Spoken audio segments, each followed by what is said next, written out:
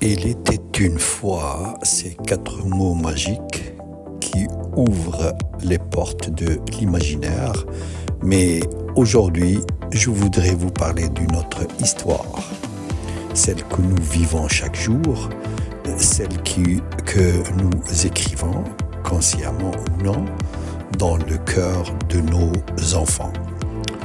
Je m'appelle Rafik Gasmala et dans cet épisode de Chemin d'éveil, nous allons aborder une question fondamentale: comment naviguer dans les contradictions de notre société, où parfois la vérité semble être une denrée rare. Comment transmettre à nos enfants le courage d'être authentiques dans un monde qui souvent récompense les apparences. Ce n'est pas un pamphlet ni une critique stérile, c'est une invitation à regarder ensemble une réalité avec bienveillance, mais lucidité. Mais avec lucidité, bien sûr. Car chaque fois qu'un enfant entend un adulte dire « ce n'est pas pour toi » quand le téléphone sonne, chaque fois qu'un élève comprend qu'il faut faire semblant pour une inspection, chaque fois qu'un adolescent apprend que certaines règles sont négociables, c'est une petite brèche qui se creuse dans son rapport du monde. Au-delà des constats, nous explorerons surtout des solutions concrètes, des portes de sortie, des raisons d'espérer, parce que l'éducation est l'affaire de tous et que chaque petit pas compte.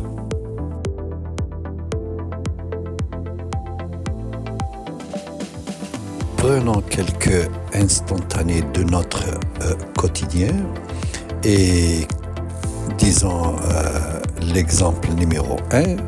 Dans une cuisine, une mère dit à son enfant « Ne mange jamais, c'est très mal ». Quelques minutes plus tard, le téléphone sonne. Elle dit à son enfant « Dis-lui que je ne suis pas là ». L'enfant perplexe regarde sa mère sans comprendre. Exemple numéro 2. Dans une salle de classe, on prépare la visite de l'inspecteur. On range ce qui ne devait pas être vu. On prépare ce qu'on devrait voir tous les jours. Les élèves comprennent qu'on peut jouer une comédie pour impressionner. Un autre exemple, l'exemple 3, un jeune entend ses aînés se vanter d'avoir contourné le système. Le message implicite, l'intelligence, c'est savoir tricher. Ces petites complicités silencieuses, ces accommodements avec la vérité, forment ce que sociologues appellent un mensonge social structurel.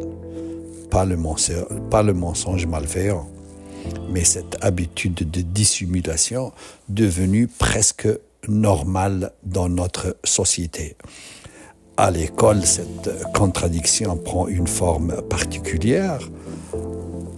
On enseigne la morale, mais parfois on ferme les yeux sur des tricheries mineures. On prône le mérite, mais les enfants entendent parler de piston, benamis et de les relations. On encourage la créativité, mais on récompense souvent le par cœur.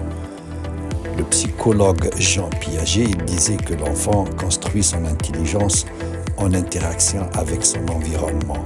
Mais que construit-il quand son environnement lui envoie des messages contradictoires? Avant de juger, essayons de comprendre cette situation, qui n'est pas le fruit du hasard, bien sûr. Plusieurs facteurs l'expliquent. Le poids des difficultés économiques, quand la survie quotidienne est incertaine, la débrouille peut sembler une stratégie légitime. La précarité n'excuse pas tout, mais elle explique beaucoup. Deuxièmement, la peur des conflits. Dans notre culture du qu'en dira-t-on, préserver les apparences et éviter le conflit peut sembler plus important que dire une vérité qui dérange. Un système éducatif à bout de souffle, classe surchargée, programme inadapté, manque de formation. Comment demander à un enseignant épuisé d'être un modèle d'exemplarité absolue? Quatrièmement, une lecture parfois sélective de nos valeurs. Notre tradition religieuse est pourtant claire. La véracité mène à la piété et la piété mène au paradis. Pourtant, certains justifient des comportements en détournant l'esprit de nos textes sacrés. Le problème n'est donc pas une nature mensongère, mais un système de pression et d'habitude qui nous éloigne peu à peu de nos valeurs les plus profondes. Alors, que faire? Comment briser ce cercle? Les solutions existent à notre portée. Par exemple, et là je dois dire que la solution ne viendra pas d'en haut, mais de nous tous, dans notre quotidien. Et voici quelques pistes concrètes qui peuvent remédier au problème. Premièrement, le travail du soi, redevenir des modèles cohérents. Et là, on doit assumer nos contradictions. Oui, par exemple en disant « oui, j'ai dit que je n'étais pas là alors que j'y étais, j'ai eu tort, la prochaine fois je dirai que je suis occupé ». Créer des espaces de parole authentiques où on peut instaurer des moments où l'enfant peut tout dire sans crainte d'être jugé. Expliquer le pourquoi des règles. Par exemple, au lieu de dire « c'est comme ça », on doit expliquer les conséquences du mensonge sur la confiance collective. Deuxièmement, repenser l'école comme sanctuaire de vérité. Pratiquer la pédagogie du projet, où l'erreur est permise, où le processus compte plus que le résultat final. Enseigner l'esprit critique. Apprendre à vérifier une information, à croiser les sources, à douter de ce qu'on voit sur les réseaux sociaux, valoriser les progrès plus que la performance. Un enfant, par exemple, qui passe d'une moyenne de 8 à 12 mérite plus de félicitations que celui qui a toujours 18. Troisièmement, réinvestir nos valeurs authentiques, raconter par exemple de belles histoires, celles du commerçant intègre, de l'enseignant dévoué, du fonctionnaire honnête. Ces héros du quotidien existent. Recréer du lien social authentique, retrouver le goût de la parole, donner de la confiance mutuelle dans nos quartiers, nos villages et nos villes. Et comme exemple concret, prenons Ahmed, enseignant qui a instauré le conseil de coopération dans sa salle de classe. Chaque mercredi, les élèves parlent librement de ce qui ne va pas. Au début, c'était timide, mais aujourd'hui, il ose dire « un tel a triché » ou « je n'ai pas compris la leçon, monsieur ». La confiance s'installe automatiquement dans la salle de classe. Nous voici arrivés au terme de cette réflexion. Je voudrais vous partager une dernière image. Imaginez une société où on n'a plus peur de la parole de l'autre. Les contrats sont respectés sans avoir besoin d'avocat.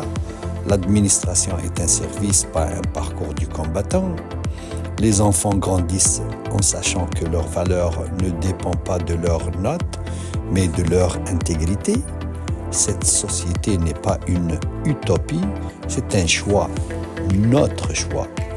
Chaque fois que nous choisissons la vérité, même petite, Chaque fois que nous assumons nos erreurs devant nos enfants, chaque fois que nous valorisons l'effort plus que le résultat, nous construisons cette société. Le grand penseur Malik Ben Nabi disait que les civilisations naissent quand les hommes décident de changer leur manière de penser et d'agir. Notre défi est là. Réapprendre à dire la vérité, à vivre la vérité, à aimer la vérité. Pas la vérité qui blesse, mais celle qui libère. Pas la vérité absolue, mais celle qui se cherche avec humilité. Pas la vérité qui juge, mais celle qui ressemble. Commencez aujourd'hui, maintenant, pas une petite vérité, une seule, et observez ce qui change autour de vous, car l'éducation dans la vérité n'est pas qu'une méthode, c'est un art de vivre. C'est le plus beau cadeau que nous puissions offrir à nos enfants et à nos sociétés toutes entières.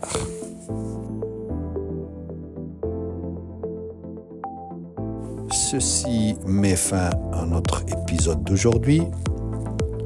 Essayez de partager la vidéo, essayez de dire ce que vous pensez en termes de commentaires positifs et qui va aider nos futurs enfants. Je vous remercie de votre attention et je vous dis à très bientôt sur les chemins de l'éveil.